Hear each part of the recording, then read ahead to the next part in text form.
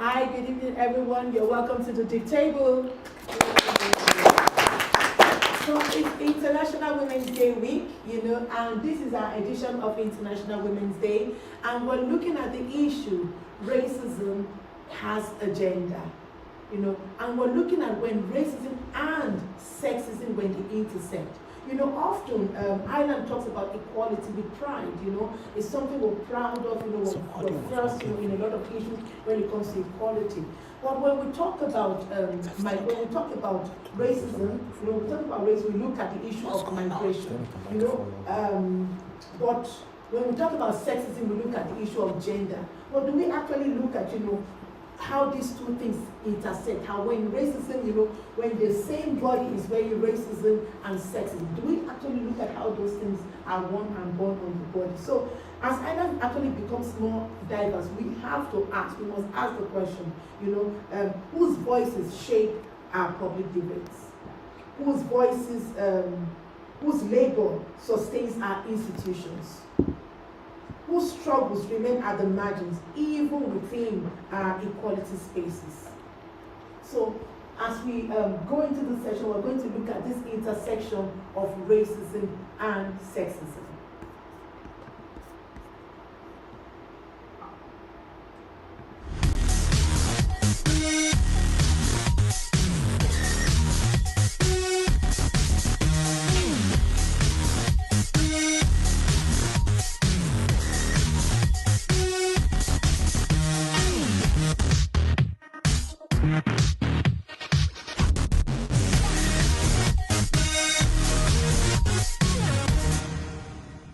I have with me here, we have with us Dr. Apita Chakraborty. She's currently the Vice Director of the Institute of Research on Gender and Sexualities with DCU. You're welcome. We have also with us Dr. Jennifer Okeke, the chairperson of the National Women's Council of Ireland, the first ethnic minority woman in that role, but also not to forget that you're an anti-trafficking specialist as well. And you do a lot of work in that, so you're so welcome. Thank you. We have with us as well Dr. Nita Mishra. She's an assistant professor at the Department of Politics and Public Administration, University of Limerick, but she's also a poet. I remember a few years ago we were on some things where we did poetry together, and I listened to it. So we're going to hopefully get something from you today. And then, of course, we have with us Dr. Carol Ballantyne. She's a critical feminist sociologist with expertise in equalities, violence, and social polarization, and queer and intersectional feminist theory. So you're absolutely welcome today. You're welcome to this panel.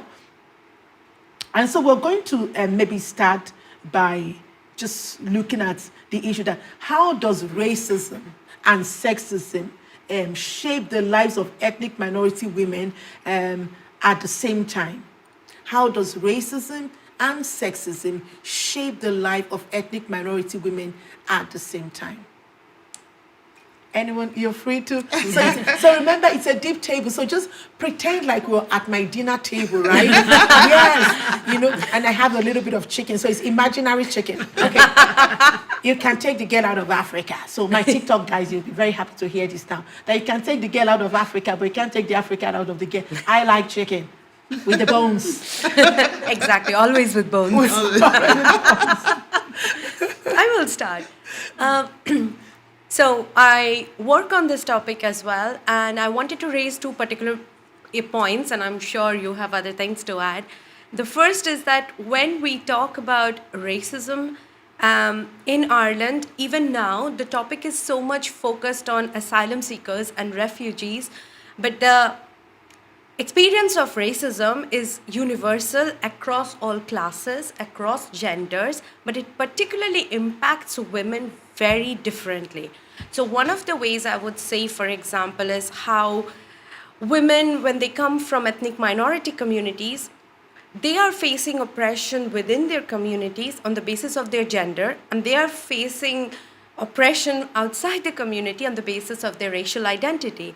So what happens is that there are two different ways. One, they're constantly balancing the act of which discrimination to undermine which discrimination to take up to fight. They're fighting a losing battle. They're constantly firefighting.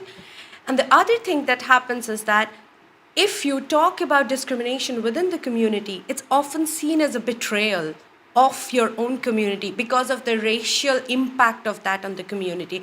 Because when women start talking about gender discrimination within their community, it's being often used in the larger national debate as it's used against those communities. Exactly. You touch on something that is so important. I wrote a book in 2013 and it's called Trapped: Prison Without Walls. And I looked at, domestic violence within ethnic minority relationship. And so it was challenging because I depicted the male person in the violent role, right? And so sometimes people can take that and use it, and so you feel a shut up experience, like you can't talk about, that's just a really important dynamic that you bring, that and you talk about. We constantly firefighting. Look, I might come to Dr. I suppose it's oftentimes when we talk about race and how it intersects with gender, especially within feminism, sometimes even within feminism, it's hard for other women to understand when you're coming from a racial perspective on the issues. Women want it to be addressed from a feminist perspective, a gendered perspective. And I'll give that an example of that as we go on. But not understanding that I can't just be a woman. I must also recognize that I am a woman of color, or I'm a black woman, whatever kind of woman you are. And understanding that, especially when you begin to, from a professional perspective, when you begin to rise in your profession, you as you go, you encounter that barriers. The barriers of trying to explain yourself as a woman, the barriers of trying to explain yourself as a woman of color. You're always trying to explain yourself. You're always trying to put yourself in a certain way so that you're not undermined, because there's a lot of undermining even within feminism. There's a lot of, you need to prove yourself. It doesn't matter how qualified you are, how eligible you are to be in where you are. You always have to prove yourself. Always, you see people always expecting you to prove that you are qualified to be where you are. And sometimes you ask yourself, why should I have to do this all the time? Every other woman is not doing this. Why should I have to do this? You are often undermined. And again, a lot of the narrative from the media does not help, because that stereotypical narrative from the media, it does a lot of harms to people, to racialized group, but more especially to women of color like myself. But, oftentimes, again, you see that people that do these harms, they don't really have an understanding of the depth of the harm. And that is very harmful to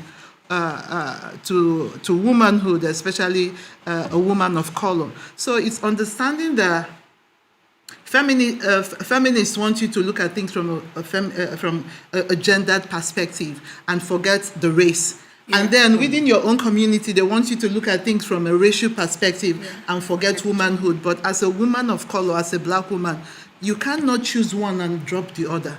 Yeah. And that is where the problem often lies. Is that intersection, Nita? Yeah, I just want to start from where Jennifer stopped, saying that you're right. So I've been here 20 years. And I had half a PhD. And I'm going to specifically talk about the international development sector because I've been engaged in that for the last 20 years here. I have a lot of experience working with the development sector in India and a little bit in Vietnam and other countries, I would say. But in India, I would have worked 10 years. So I have what is called the Global South experience, written with funders, but I had to prove every time over here that I am good enough, like my white counterparts, and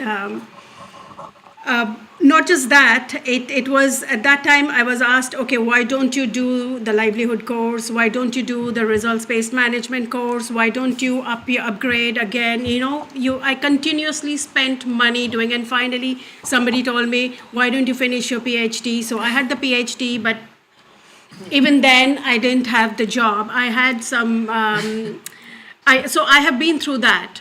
But I also want to bring in 20 years back when I was making the rounds of libraries sitting, and I was very keen on getting back into my career in academia.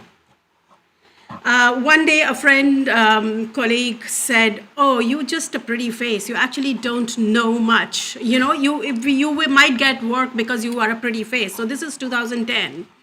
And that led me to write something which has been critically acclaimed as Future of Irish Feminist Poetry. So this was, I would say, my first poem. That's when we met first time, Ebun, actually, in Theophil. So this poem is called Tom's Exotic Princess, and I'm going to read it. It's a short one.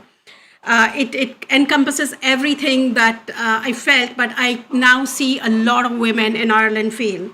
The color of my skin stares on your face. Even before I speak, your mind races across continents. Asia, Southeast Asia, where from? Labels, political status, refugee, asylum seeker, or what? Language, oh, she speaks English. No errors here. Good spoken English. Strangely enough, pretty face writes in English. Academic papers must be an aberration. What? Pays taxes as well, Jesus. I, an enigma to the ordinary white Irish here, to know that this woman, this small brown woman writes, this small brown woman is more than just Tom's exotic Indian princess. So this kind of was the first one, and I did not know that it was going to be picked up by others who were writing on racism and how women felt in Ireland. But I thought I was no longer invisible. I did not even know that this poem was picked up by Caroline Harrington and Claire Bracken in their books. But it was a pleasant surprise to know that I was also a poet and my voice was heard.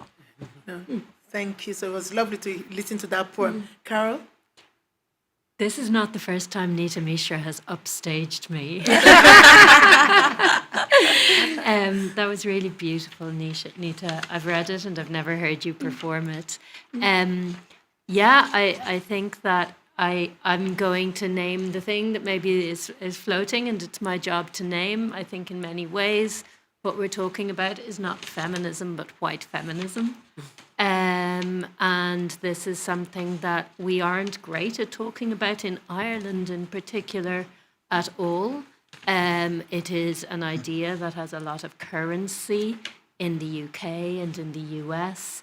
And I think, it's wonderful to be here among you guys, being feminists, and Jennifer particularly. I can't imagine what it's like being in the position that you are in. And I recognise that in Ireland in particular, we have a gendered history of oppression, which as a white Irish community, we feel very strongly about, and sometimes we are very bad at letting people into that space, or at acknowledging that it is not alone the maybe more recently recognised inequalities and injustices that Irish women experienced in terms of institutional abuse and lack of rights and lack of access to divorce and abortion and all those things that over the past 20 or 30 years, Irish society has reckoned with, to the exclusion of reckoning with the racism that has occurred alongside and at the same time. And I imagine, and I was active during the repeal campaign, and I was deeply moved and affected by the work of the Migrant and Ethnic Minority for Reproductive Justice group, who had the courage and the temerity to stand up and say this is an issue that affects women in Ireland in different ways and that is really, really racialized. And I know that within that campaign, some people were told, shh, we're trying to win a vote. And shh, we'll get to your problem. Yeah. And when you say that, if you look at, and you mentioned a couple of things, the fact that, why white feminism is not spoken of as white feminism, we're just said feminism.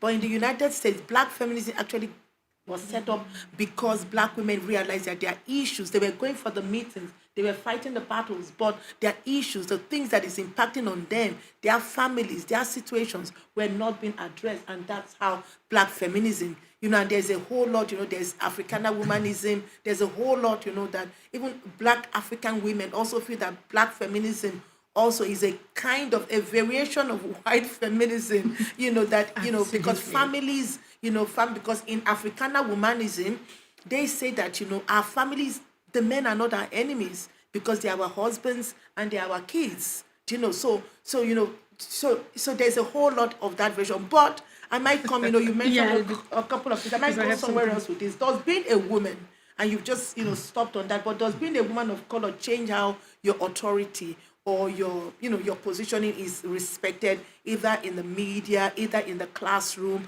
or either in the boardroom or at meetings? Does that impact at all? Yes. Can I start on that? I just had to say that. Yes, you can. I want to clarify that when I'm speaking, I'm talking about my pre-2022 year, pre-20,000, 2022 years. So I have been a speaker, I've taught, I've been on 4 or 5 different boards of, I've been a director on 4 or 5 different boards.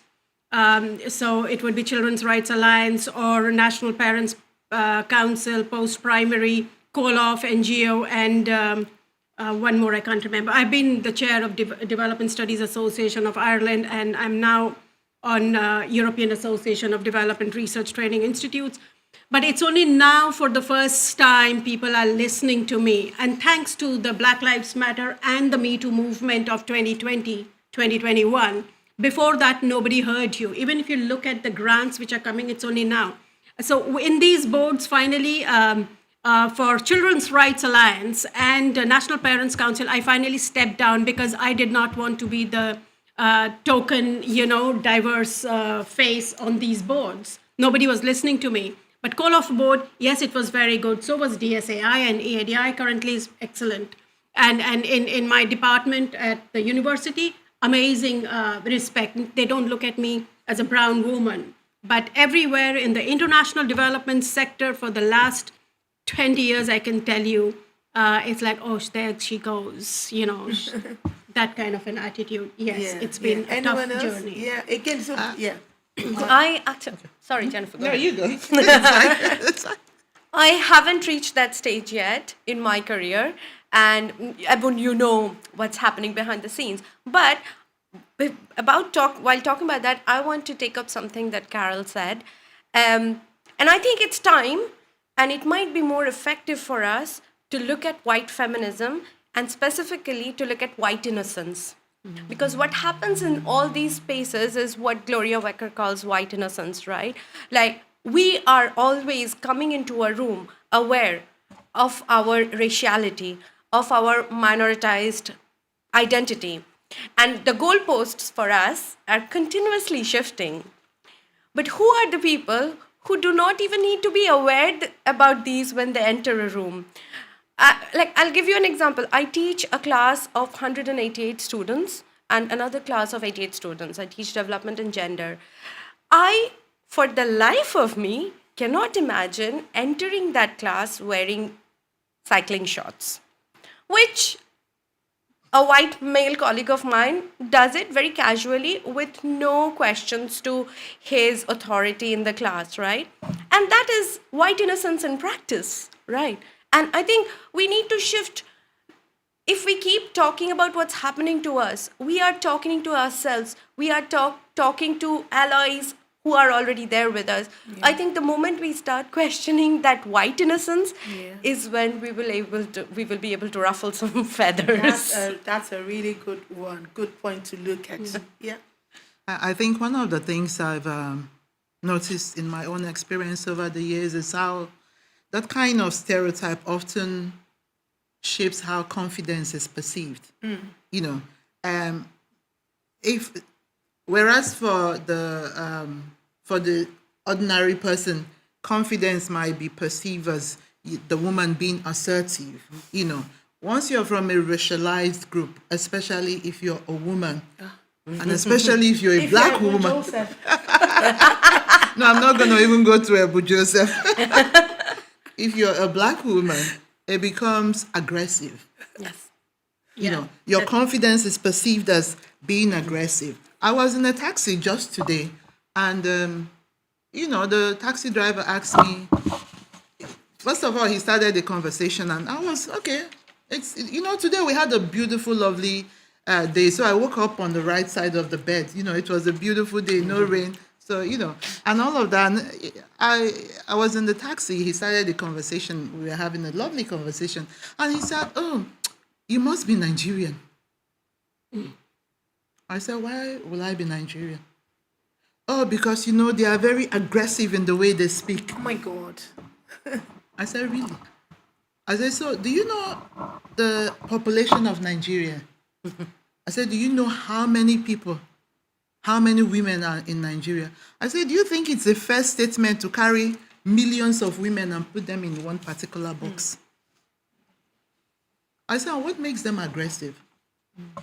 I said, "Yes, I am assertive in the way I speak because I know what I'm talking about." I said, "There's a difference between being assertive and being aggressive. And being confident, the last time I checked, it was beautiful." You know, I said this, that's not what I meant. He kind of doubled down. But it's that kind of, you see that happening all the time. So you see yourself when you are in a particular kind of place, you keep reminding yourself, double it down, be very conscious of how you speak. You know. Can I just add one example that I just remember? A white person once told me, "I'm very bossy." And I said, "If this was a man, you would have said such amazing leadership skills." Right? You know, so you see that kind of always trying to be conscious of how you speak because you're perceived in a certain way, especially when you're in leadership role, you be extra conscious of how you speak, what you say, because of how it's going to be perceived. But more importantly, it's also sometimes your expertise is questioned, not because you don't know what you're doing or you're not good enough, but because you're from a racialized group. That's right. You need to prove that you know exactly what you're doing, you know. So it does a lot of harm to women from racialized group, and that is, I think sometimes the sad thing is that oftentimes people don't understand this, and we're always trying to negotiate. Am I a woman today? Or am I a black woman? Or am I just a woman? Can I even speak about it? You know, like you're not. Yeah, I don't know. It gets tiring. It does get tiring, you know, and that's what we're trying to. We're having these conversations, but it's not an easy conversation to have because people want to push back, you know. They're not used to hearing our voices, you know. They're used to us just being silenced, you know. It's like you said, shh. We're trying to win shh. Be grateful, you know. I'm like, Absolutely. please, excuse me. I just work as hard as, in fact, if not harder, you know, than why should I be grateful for the job? Do you understand? You know, so it's really hard. It is hard. Trying to explain why I need to be grateful. You know, I went to the same university, you know, I did the same work, you know, and I go to the same job, you know, and gratitude is what like you're grateful, yes, for life, for everything, but you're not grateful. I don't know how to explain it, but you know, the level of gratitude that is expected from you that is not expected from a white person. Colleague, you know. Carol? Yeah, I mean, I obviously have Please expand. that white innocence. No, I mean, what can I do but draw my own attention to it and be aware of it and you know, kind of try to recognize it. And I think that's what you're asking for, Arpita, in terms of ruffling feathers, is that, you know, we step up as white people, that we recognize and see that we walk into the boardroom and we do one job, and that you walk into the boardroom and you're doing all these different jobs. The idea, the whole thought that was coming to me as you were talking was, just the idea of hypervisibility, that you carry that of coloredness, that racialization everywhere you go. And that's all these burdens. What are they thinking? How, minding other people's reactions and expectations and assumptions and feelings, and being expected, regardless of what your authority is, to represent. And the repercussions of that feelings from that meeting, long after that meeting has ended. Right. Yeah. That the meeting doesn't end when the meeting ends. No, we carry some, but if we even look at the issue of hypervisibility, so have you ever felt being hypervisible because of your race, but invisible because of your gender? And I think that conversation has entered this room. On the one hand, there is yes, you're visible, hyper visible because of race, but on the gender level, you're invisible. Have you had that experience? I'm not sure. I think I have been hyper visible because of my race and my gender, because innumerable times I've been told how exotic I am by men and women would say, "Oh, you'll get away with murder also." And I just want to read again because I wrote about stigma. Because I write, stigma followed. So this has been published in Hypatia, feminist journal where Standpoint Feminism started its whole journey. So stigma followed to the fair city of Dublin, dark-skinned, exotic, high-casteness, accented English. A decade back, Dubliners looked in awe the contradiction of the color with the language, dark yet could speak English, knowledge of the words, poetry, prose, essays, articles, papers. The suspicions followed. The men could not resist. The wives of the scholarly were wary. Is she or is she not? Every gaze followed her exoticness, peeling layers of the self, of doubts, hemming and hawing in foreign settings, and attempts to comprehend the grey world of the white man. Innocence ripped off once again in rooms where discourses on rights, justice, climate, gender, and otherwise were held. The fire extinguished, fear crept back, settled in the heart, hiding, and yet again in the hiding, then stigma followed. This time round, I wrapped it around. Stigma was I was stigma. Stigma ceased to follow. So this was in 2018, and it reflects what had happened in the past few years, and I've written on those moments also in poems. So what I want to say is, I did attract the wrong kind of attention from academic, the field, I must say, and I would get emails saying, "Can I meet you alone?" So things like this have happened with me, and I can tell you there's a long story. You'll have to wait for the paper. Thank you so much again, for help letting us hear your poem. Dr. KK, maybe I might come to you. Okay. You're in your role as the first ethnic minority chair of the National Women's Council. So what changes, when representation shifts at the top, and what stubbornly remains the same at the bottom? Does anything change at the top? I suppose one of the things that changes for that kind of representation is that you begin to see decision-making process becomes more inclusive and reflective of the diverse lived experience of different kinds of women. And I suppose one of the other things is that the perceived possibility from within underrepresented group is also another positive aspect of it. But despite all of that, I think it's important to also understand that the culture that has been embedded for a very long time does not automatically change because representation is at the top of leadership. Can I take my finger?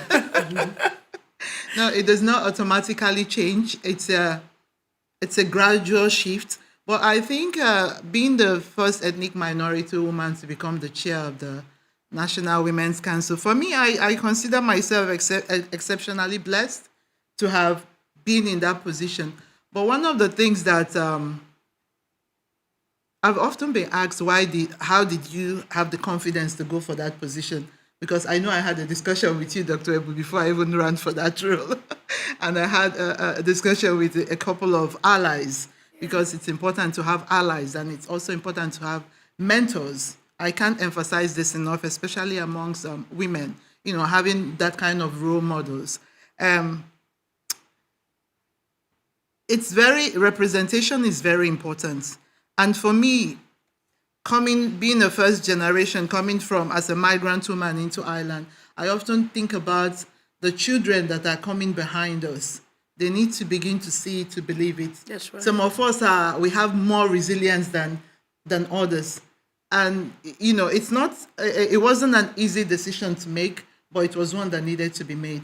And I consider myself blessed that I did run for that election, and the women in Ireland voted me to become a chairperson, which I hope I've honored that position, both for the native Irish women and for those from minority backgrounds. But one of the things that it has done now is that the younger ones that are coming behind, they cannot say, oh, we That's right. cannot. It can How be is done. it possible? It It's is been possible. done. It's So been you have done. no excuse for not to do it anymore. So if I yeah. ask you something, sorry for jumping in there. So has this leadership, has it brought more influence or scrutiny? What has it brought for you? I think both. Okay. I think both. I suppose one of the positive aspect of it is that even before, I didn't just come into the National Women Council and run for the position of chair. I started from being a board member and then going for deputy chair. So in that space of time, I've been able to build rapport and build friendship, and women understood me, understand where I'm coming from, who I am, what I represent. And that kind of confidence, building confidence among those allies before I decided to run for the chair. So not everybody will support you. It doesn't matter how good you are That's right. in what you're doing. Not everybody will support you. And for me, to be honest, I don't focus on the negative. I always look at where is the positive coming from. The negative energy, I keep it very far from me. That's one thing I've learned to do for me. Those negative energy, I keep it out the door. I don't let it become part of me. But I focus on the positive. I focus on all of those ones that have confidence in me, know who I am, what I represent, and that is where my focus is. So yeah, it brings a bit of both. A bit of Yeah. Dr. Peter, I might come to you. What do Irish institutions, do Irish institutions fail ethnic minority women? Well, I just published a whole report on it, so now stop me from talking. So I have been conducting a research on domestic violence survivors' access to support services, specifically those from the South Asian community. And what I found is there is a structural imbalance in how survivors are targeted and what the needs of survivors from migrant communities are. And though my work was specifically on South Asian migrant communities, I think it's universally true, some of the things that we found out. A, there is a lack of cultural comprehension.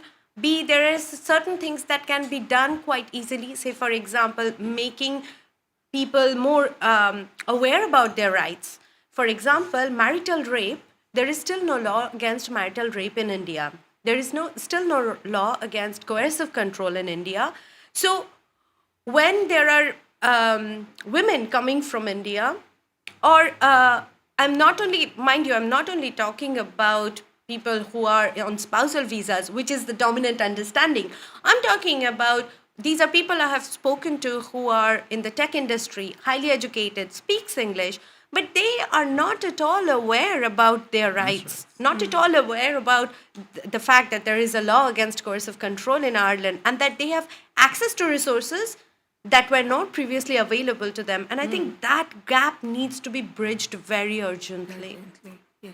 And if I ask you something, like the caste system the caste system, does it travel, with people, or do we, do we leave it behind? Because when I wrote that book, Trap Prison Without Walls, was because I was writing about the fact that patriarchy travels. Yes. It travels across. It gets on the plane with you, man. Absolutely. I mean, I'm so happy you asked me, and Neeta did talk about it. Like Neeta, I am also from an upper caste community, and I don't know whether our listeners know or but if you see our surnames, like people who are Indian would see our surnames and know that we are from an upper caste community. What that means is that So it's visible from the surname, even. it's visible from the surname. Oh my exactly. God. Wow. Exactly. So I have two things to say here. A, about my own personal experience, which is that before coming here in 2014, I lived in India all my life, where I lived with my Brahmin innocence, which is akin to white innocence, where I am that was my experience. I had never experienced casteism, and I was just becoming aware of the caste politics when I moved here. When I moved here, it was like a body slam. I could understand that I am seen, my identity is not by caste anymore. My identity is now by race, by my skin color. And that shift happens with most people, right? The other thing I want to say is that there is this dominant idea, conception of when migrants are coming, they're coming alone with a suitcase from like fresh off the boat or fresh off the airplane. But that hardly happens, right? People are already connecting on Facebook, on WhatsApp. They already are part of communities even before they arrive. And that community structure is replicating casteism. So, for example, in Dublin, and I don't know about whether that is the same in other Irish cities, but in Dublin, you will see pure veg Indian restaurants. That is a code for upper caste. Okay. And they are piggybacking on the whole vegan movement and sliding in very slyly.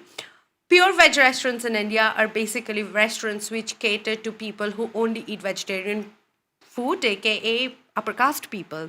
And it just irks me so much that it's going on. And and that we do not recognize it in the dominant popular narrative as such. So can I add to that? I would not agree with the thing, because people in Gujarat are vegetarian in spite of the caste. So they would be mostly vegetarians. But in terms of does caste travel with you? Yes, because 15 years back, I was asked to come and do a prayer ceremony because I am born a Brahmin. And they said, because we are not Brahmins, you're the only Brahmin in the room, can you do the Savitri Puja for us? I'm like, oh, no. I mean, this is your family home, just because I don't believe in the caste system. But I do agree with that, what you call innocence, I call invisible casteism or invisible whiteness. So when I give my talks on racism or invisible whiteness, what Aileen Morton Robinson calls it, I start with the invisible Brahminism concept, because I did not know I was so invisible to my Brahminism and the privileges and the power that came with it socially. I'm not saying economically, but socially, I was so powerful in India, I just did not realize that. I realize that now as a migrant, as a second-class citizen in Ireland, because now I see what my well-meaning white friends, I have amazing friends, outstanding friends. But many of them would not know that they suffer from what is called invisible whiteness. They don't get it, but I don't get it sometimes, when I'm back in India, that Brahminism is, it's there within me. Unless I make it, I have to struggle with it. Yeah, you deliberately look question into that. Question that. And you that's what we're interrogate saying. that. Yeah, And that's an opportunity we have in Ireland. Yeah, absolutely. Like if you look at the diasporic communities of any migrant community in the UK or US, where the migration has happened for a much longer time, we would see that many of these societal divisions have been replicated. But we have a chance to be more aware and learn from those experiences. Yeah, absolutely. And prevent that from happening here. Carol, I might Dr. come to you. Ebun, sorry, I just wanted to Yeah. just to add to what she talked about when she was talking about women from minority background experiencing domestic violence or any form of gender-based violence. I just want to highlight that it's important to, again, it comes back to deciding about whether are you going with your gender or are you going with your race. Yeah. because I just want to highlight that even within the communities themselves, there is a lot of gatekeeping.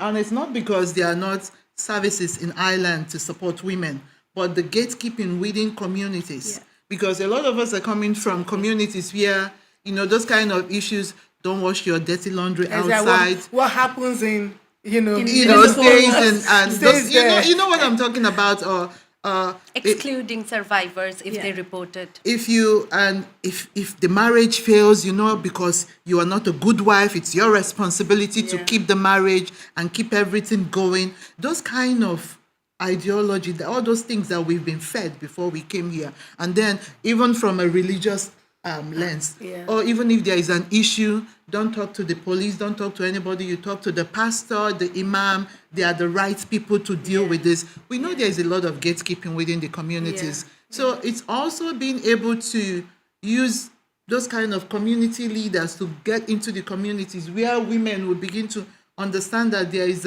services out there, that information is out there, that help is out there. And Because that a lot of safety is women safety is priority. I Yes. think the most important message when we look at it, and that's why I wrote that book in 2013, Trap Prison Without Walls. I really wanted to send a message to women that whatever your religious belief is, your cultural belief, your tradition, your safety is priority. Dead women, you don't want to be a statistic. And that was my message. You don't want to be a statistic.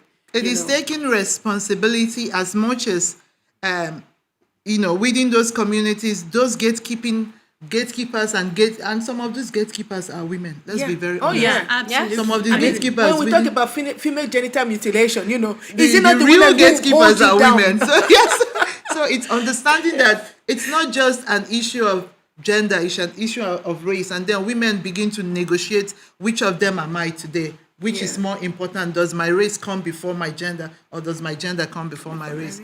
So it's just being able to find a way to navigate and go into the communities for women to be able to know that this information is there, because Abida was talking about women not knowing that this kind of support is there. But how would they know with all of the gatekeepers And within sometimes communities? even when they know, the price of speaking out, Yeah. you're ostracized. You are no longer invited to the women's group. You're no longer invited on the WhatsApp group. There's a lot of things you're cut off. A lot of women don't talk to you anymore because you are a bad influence. Exactly.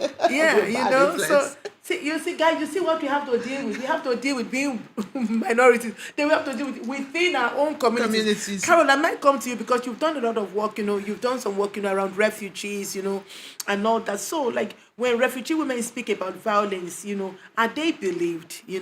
Or do they go through some bureaucratic, things? Are their stories believed? Yeah, I mean, it's such an important question, and the question of violence, it's chilling that it dominates our expertise, it dominates our background, and it dominates our conversations. On International Women's Day, I'm really over talking about gender-based violence. I wish we didn't have to do it so much. And I think it's great that you asked that question specifically about being believed, because that is and I think it's a little bit of what you guys have already been mentioning, that a key piece of the experience of violence is so often being disbelieved, and scholars have referred to that as the second rape. That you are harmed, you experience violence once, and then you speak about it, and then you're harmed again. And you asked me specifically about refugees, and I kind of have two thoughts about that. One is that, there's sort of broad familiarity of what happens to women in cases of kind of rape trials and things, where the victim gets put on the stand, where the victim is systematically disbelieved. And I think something very, very kind of even more insidious, that happens doubly in international protection cases, that the question of the victim's credibility is layered. It's her credibility as a woman, as a victim, and as a migrant, a refugee, a racialized person. So there's those layers of doubt and those layers of incredulousness. But on the flip side, there's a whole other problem, which is, I think, in a lot of public spaces, and you guys were talking about gratitude and deservingness, refugee women are expected to perform victimhood and having experienced violence. Like they're not expected to be angry or critical or, kind of to bring ideas. Yeah. They're expected to be Docile. victims. And so you have there are all these really, really hideous traps, I think, that racialized women in particular fall into, of where you're damned if you do and you're damned if you don't. If you don't. Where you can't get it right. You're not allowed to be a victim, but you're not allowed to be anything other than a victim. And that comes up whenever I look at these issues. It just seems to come up again and again. Anyway, this International Women's Day, it is about, give to gain. So if I come to another issue, if I come to another topic, about invisible labor, right? Because you will say, because we are trying to encourage, International Women's Day, we are trying to encourage you all to give to gain, give to gain. Women have a lot to offer, whether we're ethnic minority or white Irishmen. So if I ask a question like, so are ethnic minority women expected to educate? Are they expected to mediate, translate? Do they do a lot of, all this emotional labor? Like, do they do a lot of all of that? Are they expected to do it? Invisible labor. Yes and no. It depends on your situation, I would say, and how much you want to be accepted, quote unquote. In a if you're talking about an academic community or somebody puts you into somebody else. So I've been part of many migrant groups, for example, in 20 years.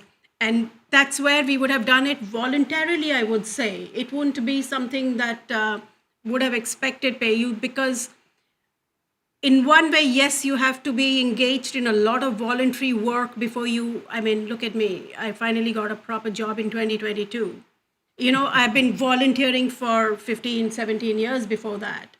So that's, and I just want to link it to what you say. How does racialized femininity operate in professional Ireland?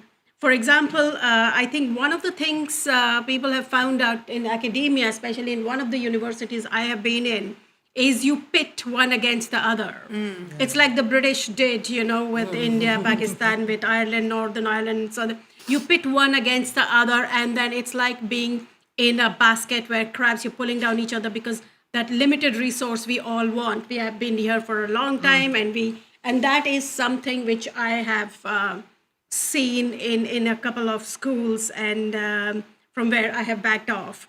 But I also want to say, how does it operate? So I've been invited for interviews in the universities, and I've been told by Ebun, for example, that and this is white feminism, or where I encountered what I call Rudyard Kipling's white man's burden. I encountered the white woman's burden. I've written on that, saying that, so I was told, no, but we want you, you're qualified, but we can't take you because, I want to give a chance to somebody else, and so I cannot shortlist you, although you have everything that we need. In another one, I was told, oh, sorry, we invited you for the interview because you're hounding us. So if white women can get away with saying stuff like this, it just shows the brazenness and the openness, because I cannot counter it. I cannot go around saying, oh, me too.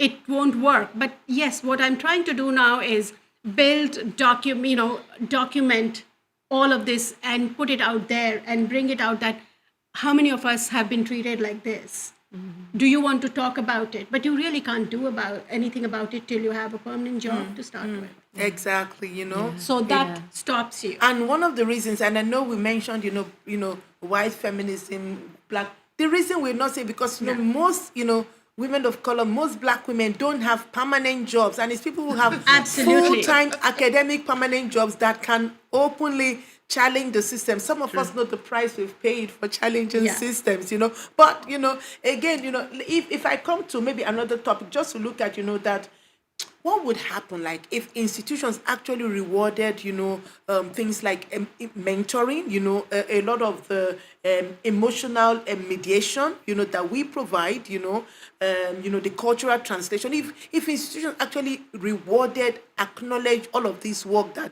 happens, what would change? What would it be like? The QR rankings will go up. They will get Athena Swan. Yeah, they'll get Athena Swan without a problem. I think, we have forgotten the politics of joy.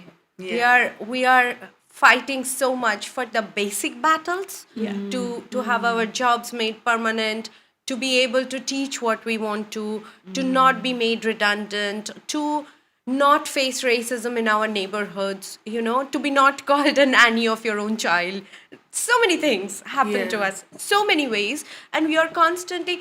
Racism is not episodic, right? Racism is something that changes how you live your life. The options that you think are yours and the options that you think are not yours.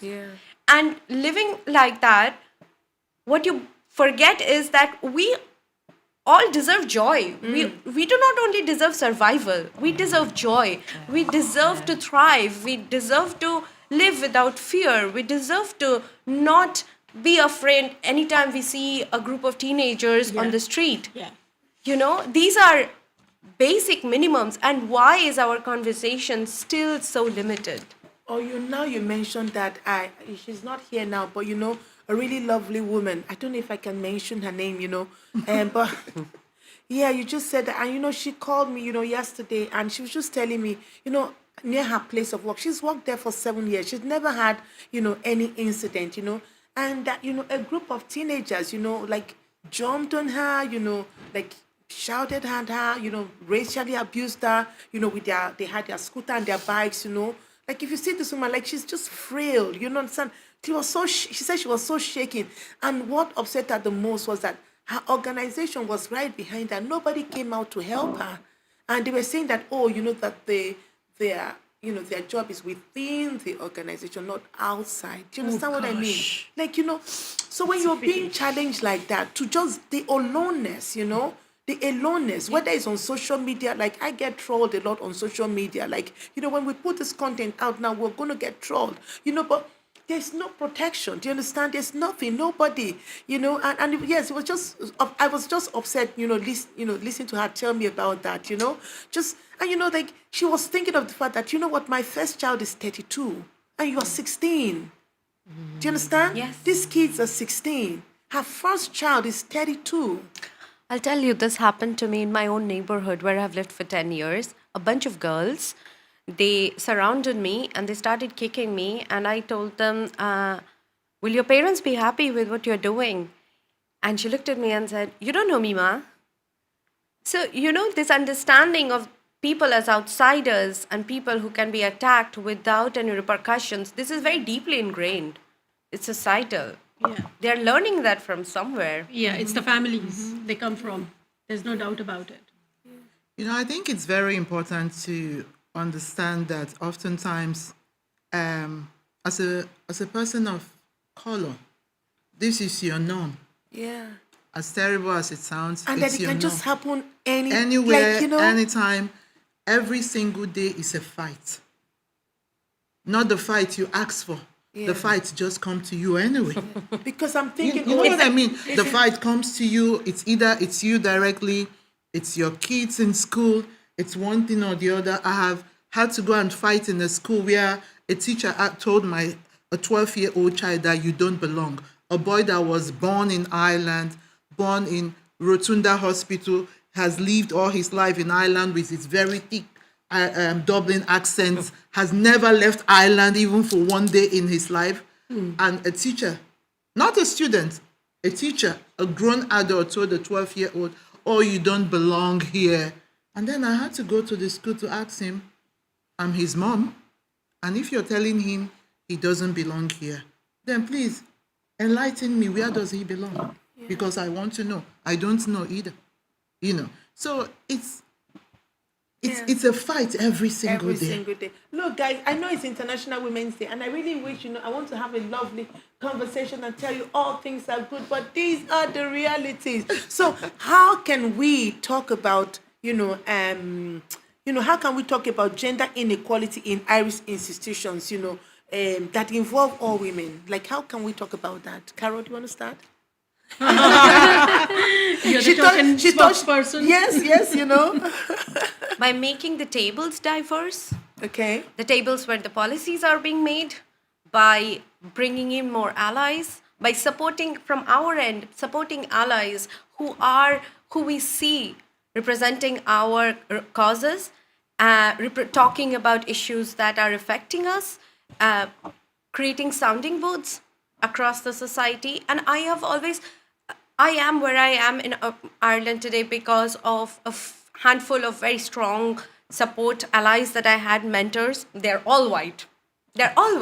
And they have been there from the moment, like my supervisor went to pick me up the moment I got down at the airport, And there are good people in Ireland. A lot of Irish people remember the story of their emigration. And I think probably this is a good part of it, is that we are in a society which was colonized at some point and remembers, even if a little bit, how that feels like. So maybe that's where the conversations need to start. Yeah. But I think it won't happen unless, this whole idea of, being invisible to yourself, your whiteness being invisible. Because the same people have written stuff like, for example, one of the report that was written in 2021 was shifting the lens on ethical communications in global development. They're shifting the lens, right? And they have 61 interviews. Not how many were there non-white native in that? And that was the question. So these are people who have great intentions but they don't realize that they probably can learn something from us, for example, and that, maybe listen to it, maybe be more careful when you get your grants for projects or whatever. And I think there is need for data collection. Yes. Because you need to be able to show the evidence for it to become an issue. Yeah. You know what I mean? So there is need for data collection that kind of begins before we begin to look at addressing those disparities within communities. Please God, their gender, equality data is going to be, available soon. So, or they're going to start, do something about it. So, Gender equality data is one thing, but it's also looking at the racial element, because we can look at gender. Oftentimes when we talk about gender, we are talking about white women, not every other kind of women in between.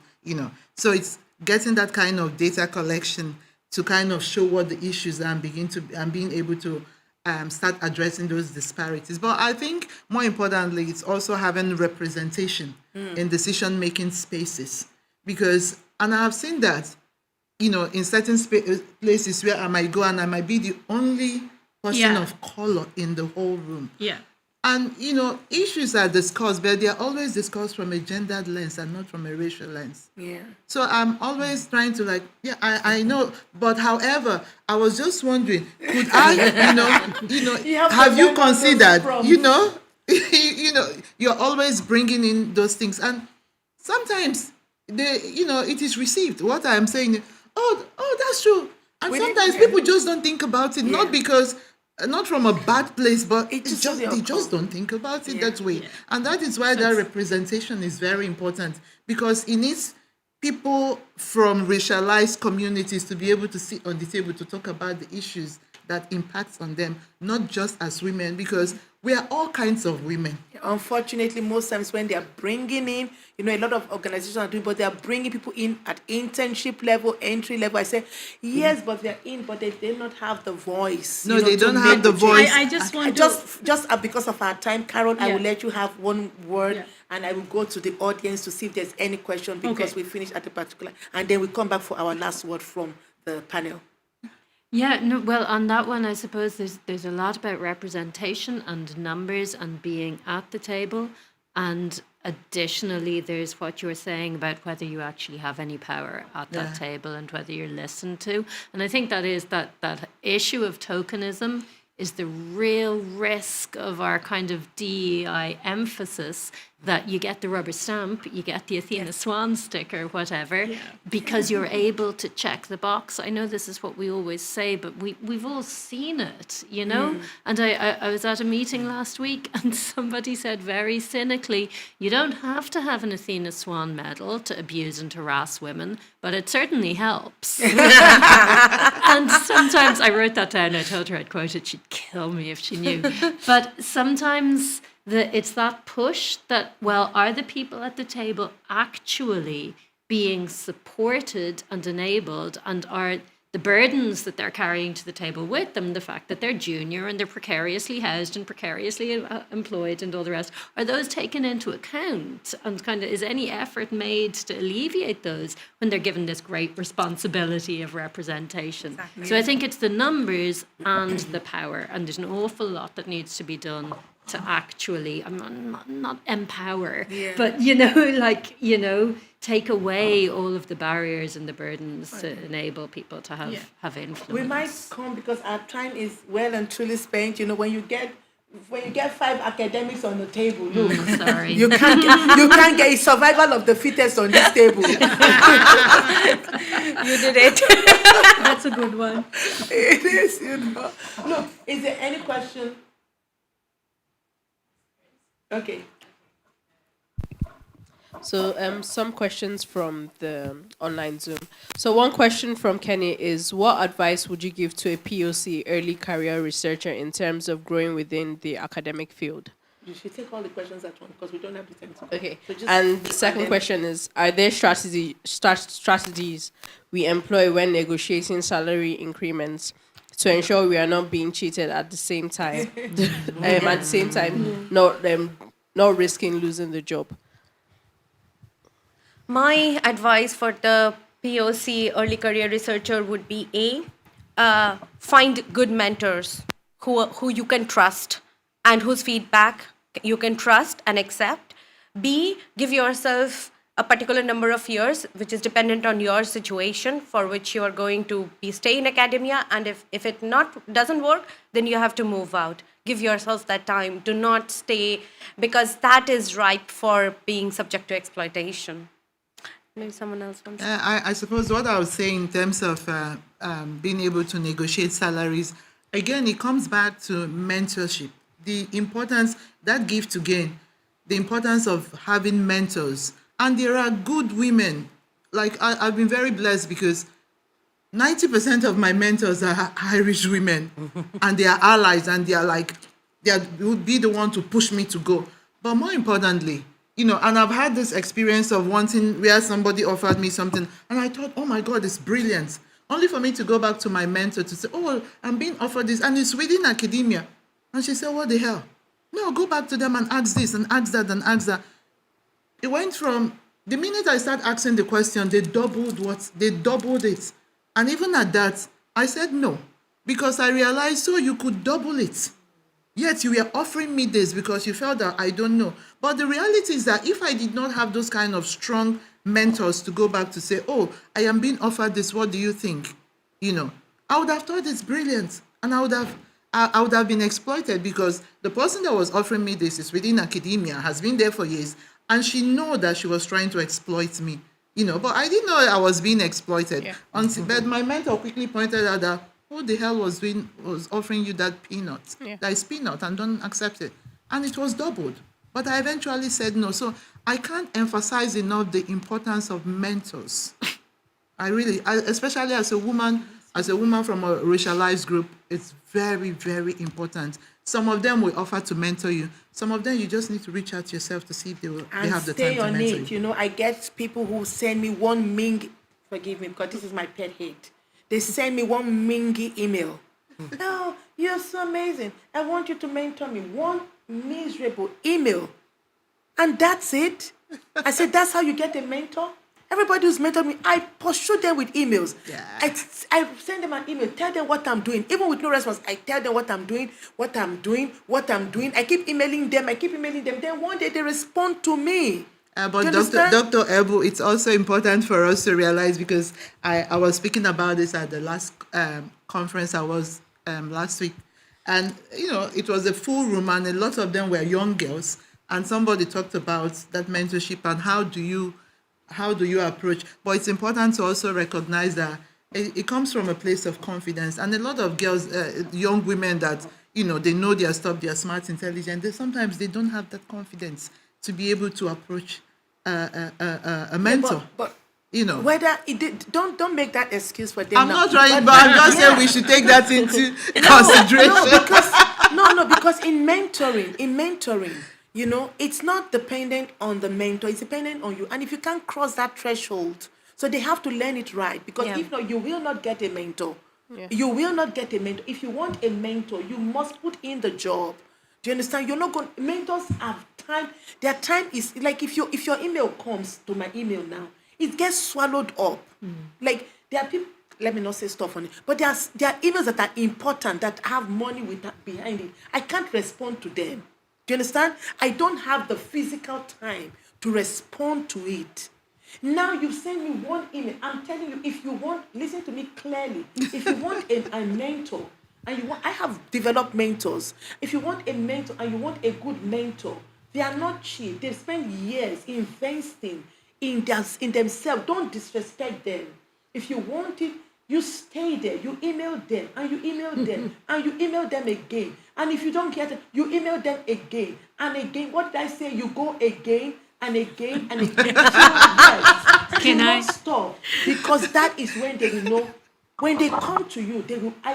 Mentors I have got like that, they can swear by me. If they give me a reference today, gosh, if you have the job, you will give me. Ebun, so I just want to say, I Sorry, never had a it's my mentor. birthday. I've had great friends, amazing friends, but I didn't have a mentor. But now I do mentor a lot of budding early career researchers, PhDs and PhDs or postdocs globally. And I do it from the fact that you guys are saying that you have had great mentors and how that helps. And because I was never helped in that way, I do that for others without even thinking. That's your trauma in practice, to how you inform, trauma-informed practice, yes. I think It there comes is from there is a need for, I'll say this again, a lot of young people, it's just they don't know, and I get this when they say, oh, I'm sorry to disturb you, sorry to bother you, because, and I totally agree with you, going over emailing, because that is me. I'll send the email. I'm sorry to bother you. I was just wondering.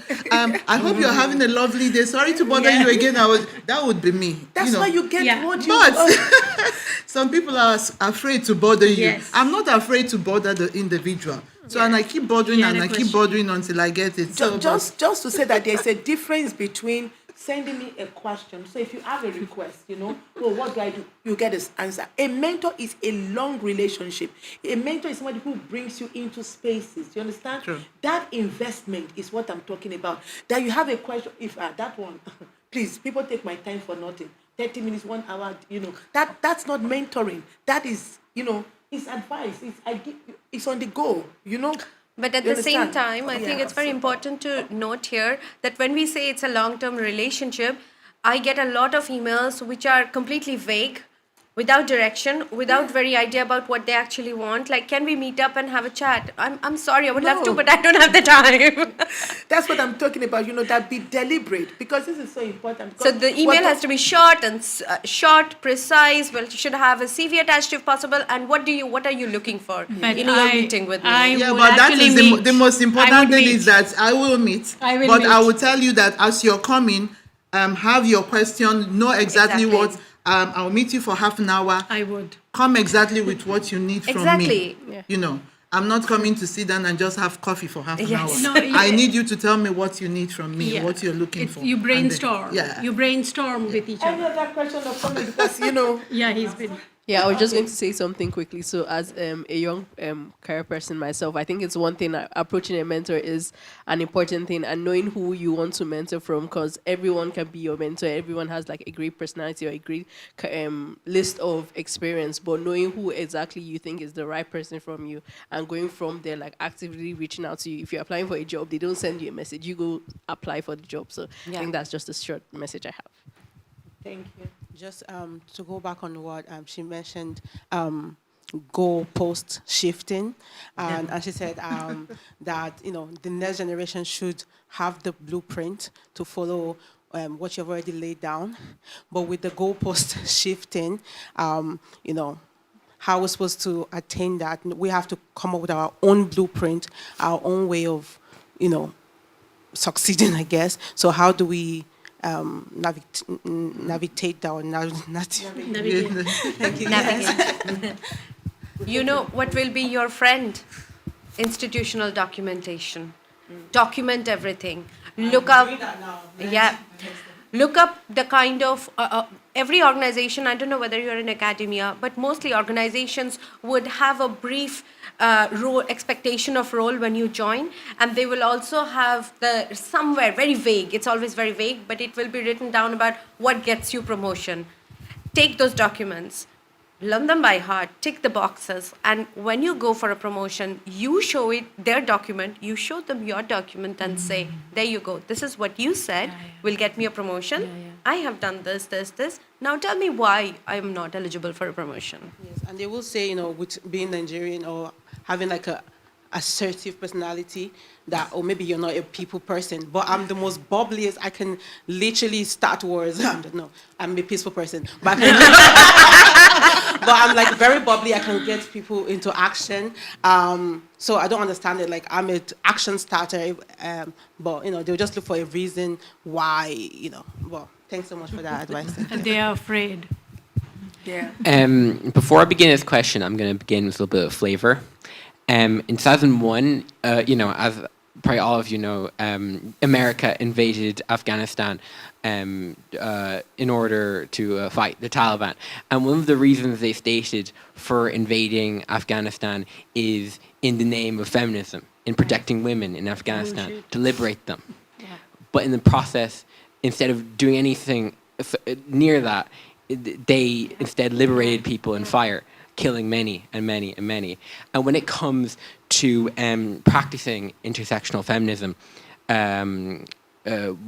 especially as it becomes more mainstream, how do you stop, bad actors, maybe or like a white-centered narrative in feminism, or TERFs from owning the conversation and stopping feminism from going truly intersectional?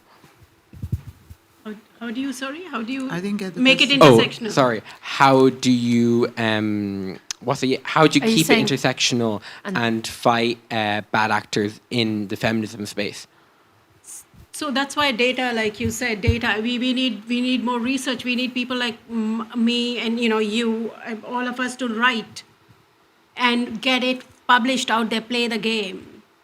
So peer-reviewed publications are very important, but those are also you have gatekeepers for those, and I am facing a few. It's not just white gatekeepers, white feminist gatekeepers. It's the elite brown gatekeepers also who keep you out of the system. Yeah. So those are different layers, and I'm in the process of struggling with that. There should be a breakthrough here. Yeah. And I also think when those kind of issues comes up, there is a need for counter-narrative.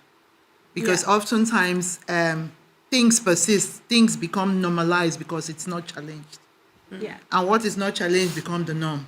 Yeah. Because there is no other voice to counter it. So there is a need for, when issues like that come up, and that's the importance of, women working together. And look, when women work together, amazing things happen. Absolutely. If they can just leave everything and come together to work, it's amazing. Amazing things happen. But oftentimes, because we are always, we all come with our own agenda, and those agenda kind of supersedes the fact that we, at the end of the day, we are all still fighting for equality. Yeah. So I think one of the important things is those kind of counter narratives happening, not just writing about it, publishing about it is very important, but we need to be honest.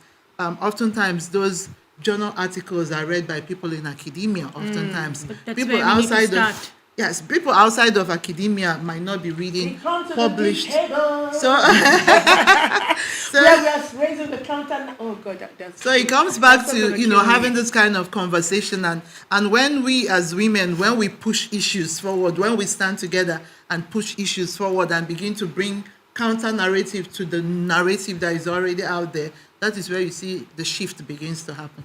Look, we can continue this conversation, but our time is spent. I will come to my awesome panel for just one last question. Like, because our theme for International Women's Day this year is give to gain. So if we truly give to gain, what is the first structural shift, right, that Ireland must make?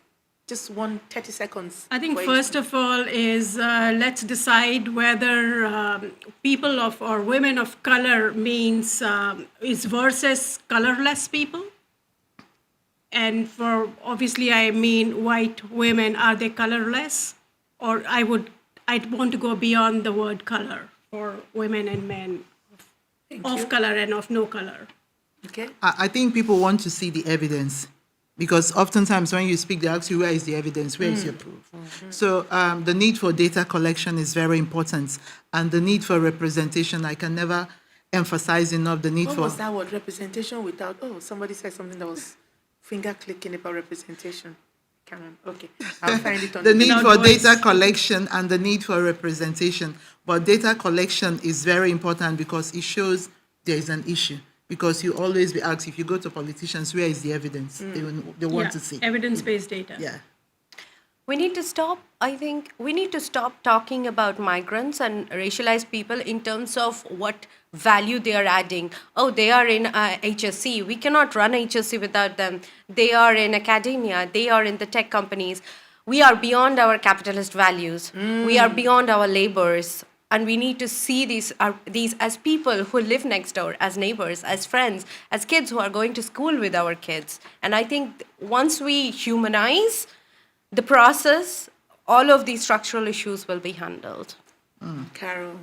I struggled with this question when I thought about it, and because I feel quite pessimistic sometimes. But if there was just one thing, and a structural thing that I would do, it would be address the violence of borders from an Irish position, and Ireland can't do that alone, but Ireland within Europe and globally could.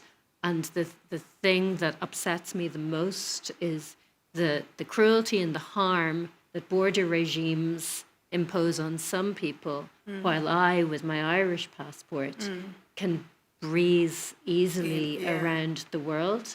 And the deaths and the murders and the imprisonments and the torture, that would be the thing I would address first. Look, we've had the And direct provision. Direct provision. and direct Yeah. provision. That would be Yes. one. Yeah. Look, we've had. Ireland is changing. Yes. Ireland is changing. Some people don't like it, but we can't. It's a process that is already there. Some people are fear mongering. Somebody on TikTok actually said 85% of the population were born outside of Ireland. I mean, like, stop it. Normally I actually responded to, because normally I don't respond to troll. I actually responded to that one. I was like, no, stop it. Even AI, 30 seconds. I did a search, just 30 seconds. It took me 30 seconds to find the number from a government page. Do you understand? So it wasn't just a random, you understand? It was from a government certified page. You can find that out. Don't just put things in there. So And Dr. Ebun, that is the need for the counter narrative. Yeah. There is no narrative out there challenging it. And the reality we are raising the and the reality is that a lot of Irish people are not sure what the situation is. They want to hear both sides, but you only hear one side, and there is nothing countering it, and that's where the problem is. Look, while Ireland is changing, demographic change is not the same as structural change. And so what we're asking for is, demographic, but we need to see the structural changes as well. And when racism has a gender, equality cannot remain gender blind or race blind. So we cannot remain gender blind, we cannot remain race blind. If we give attention to those at the intersection, then we gain a cleaner, a braver understanding of justice. So let us not ignore the intersection. On Saturday we're going to have I'm giving a talk somewhere, or I'm chairing a panel, on neurodivergence. So again, it's all those those intersections that come in. There are layers and layers and layers and layers that come in. If we ignore those layers, the furthest left behind are still going to be the furthest left behind. We want to see change, not because we hate Ireland, because we love Ireland. That's why we want to see change. That's why we're asking for the thing, so that we can have a society that is truly inclusive of everyone, that whoever stays here is safe here. We want an island where everyone is safe. So for this International Women's Day, Give to Gain, let us give safety to everyone, in health, in housing, in just our mindset. Let us make sure that everyone is safe. Look, it's been a wonderful conversation. Thank you all so much for being here. Apita, Dr. Apita, lovely to see you. Thank you so much, Dr. Okeke. Thank you so much, Dr. Nita. Thank you so much, Dr. Carol. Thank you so much. I was going to call you the name I called you when we were chatting, but I'll keep it because they're going to throw me if I say that. So I'm not going to say it. I've been trying to say that. But don't say it. Don't say it. Don't say it. Don't say that. Don't say it, because I'm gonna get in trouble. But look, it's been really wonderful having this conversation.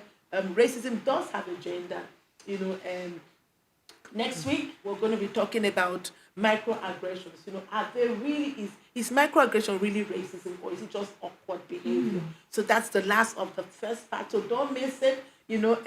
It's this recording is up now on YouTube. So like, follow, and for more. And thank you so much. It was wonderful. See you next week. Thanks for inviting us.